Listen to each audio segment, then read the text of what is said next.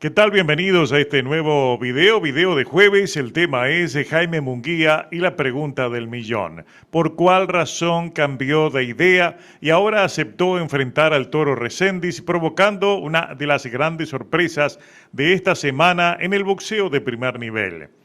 La gran pregunta o las grandes preguntas: ¿por qué cambió de idea Jaime Munguía? ¿Qué vieron ahora que no vieron antes? ¿Qué pasó con Charlo? ¿Una negociación quizás entre bastidores con Estepasay incluido? ¿O efectivamente Yarmall Charlo tenía problemas personales? Reséndiz Munguía será la principal semiestelar del 2 de mayo y perfectamente se puede robar la noche.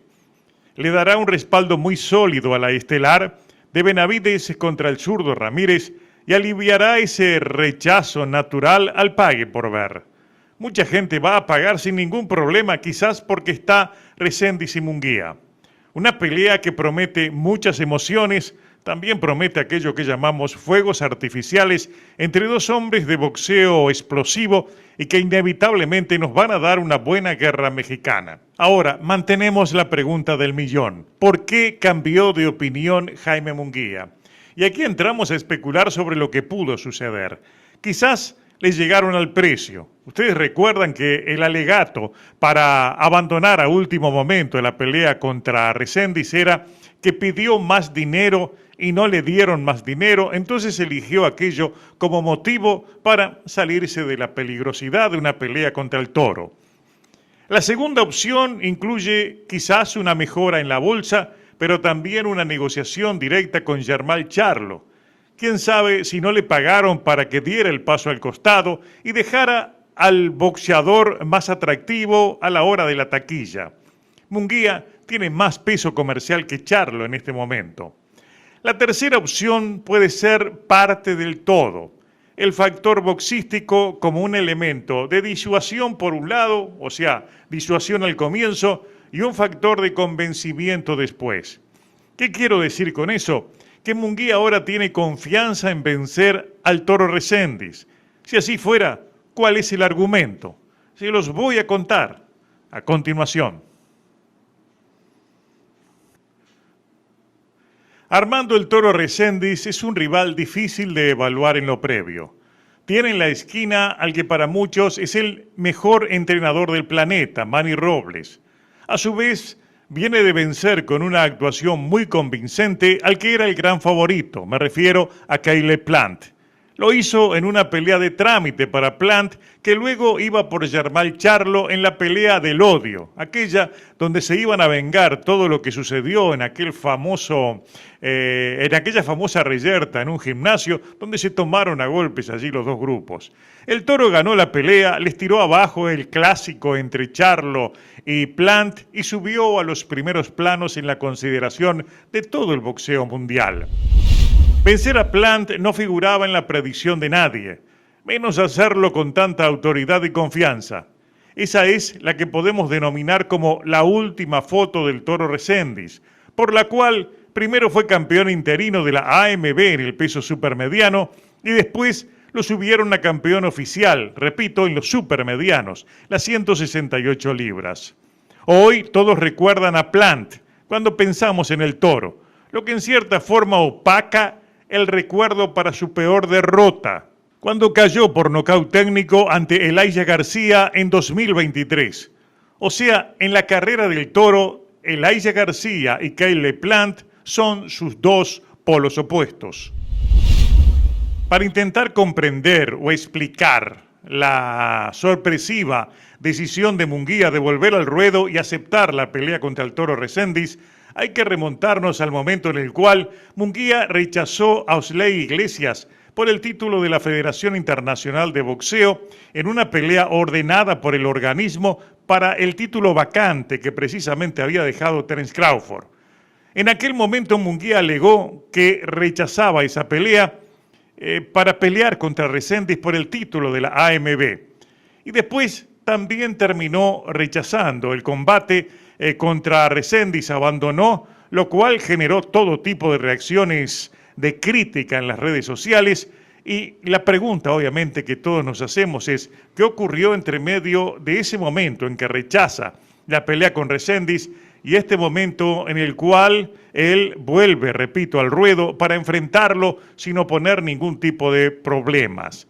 Seguramente, y aquí viene lo que uno piensa, lo evaluaron de nuevo y creyeron que si bien el toro que dominó a Caleb Plant es un gran problema, el que fue noqueado por Elijah García es un rival vencible y por allí pidieron de nuevo la pelea. Claro, ante eso la otra pregunta es hasta dónde Munguía puede imitar a Elijah García y hasta dónde ese toro será el mismo el día 2 de mayo. Esa es una de las preguntas imposibles de responder, pero que sirven para iniciar el análisis previo a esa pelea que será el 2 de mayo. Reséndiz tiene 2 derrotas. En 2021 cayó en las tarjetas contra Marcos Hernández y en 2023 fue noqueado por Elijah García. En los 2 casos, Reséndiz se recuperó logrando luego de cada derrota 2 victorias consecutivas. La última fue contra Caleb Plant, una pelea muy diferente a la que había sostenido contra Elijah García en 2023. El toro es un púgil de tomar la iniciativa temprano y pelear de forma agresiva, siempre por delante de la línea de golpeo, ocupando un espacio reducido del cuadrilátero, sin moverse hacia los ángulos, pero variando golpeo desde una ruta lineal, buscando siempre conectar con golpes de poder en combinaciones que inicia siempre con el jab. Así sorprendió y venció a Caleb Plant. Su estilo y plan de pelea dio resultado. Contra Elijah García ocurrió todo lo contrario. Elijah pelea igual, es un hombre agresivo, explosivo. El pleito se transformó en una lucha de poder, de intercambio en el centro del cuadrilátero y ganó el que golpeó primero con más efectividad y también poder. Me refiero a García, que en el mero inicio de la pelea consiguió lastimar al toro con un golpe a la cabeza y supo aprovechar las franquicias que otorgó Reséndiz en la defensa para liquidarlo en el 8º asalto cuando el referee paró la pelea. En ese combate se vio uno de los grandes fallos de Reséndiz, las dificultades para bloquear en medio de un intercambio y sobre todo la falta de una alternativa estratégica, como pudo ser trabajar sobre piernas, moverse y boxearlo desde la media distancia por momentos. Por el contrario, el toro afrontó la pelea según su estilo, de poder a poder, sin retroceder y al puro intercambio. Dio con un rival que peleaba igual, pero que tenía mayor precisión, mejor poder y sobre todo explosividad. Por eso terminó noqueado. Es posible que Munguía y Reynoso hayan visto ese detalle y tengan confianza en repetir el método de Elijah García. No obstante, hay que recordar 2 cosas. Primero, que esa pelea fue en 160 libras. El propio Toro en una entrevista me dijo en su momento que sufrió ese peso. Y además hay que recordar que Munguía no tiene el estilo, no tiene el poder, ni tampoco la resistencia al castigo de Elijah García. Porque no duden, si adopta ese mismo tren de pelea, deberá salir a fajarse y al puro intercambio con el toro Reséndiz en la mitad del cuadrilátero. Y al mismo tiempo debemos recordar algo más que importante. Munguía no puede arriesgar a pasar por el mismo trago que pasó contra Bruno Surache, descuidando su barbilla ante un pegador como Armando Reséndiz. Más bien deberá pelear al estilo de Plant, algo que se adecúa a la forma en la cual trabaja sus boxeadores Eddie Reynoso, desde la media distancia, usando laterales y apostando al contragolpe.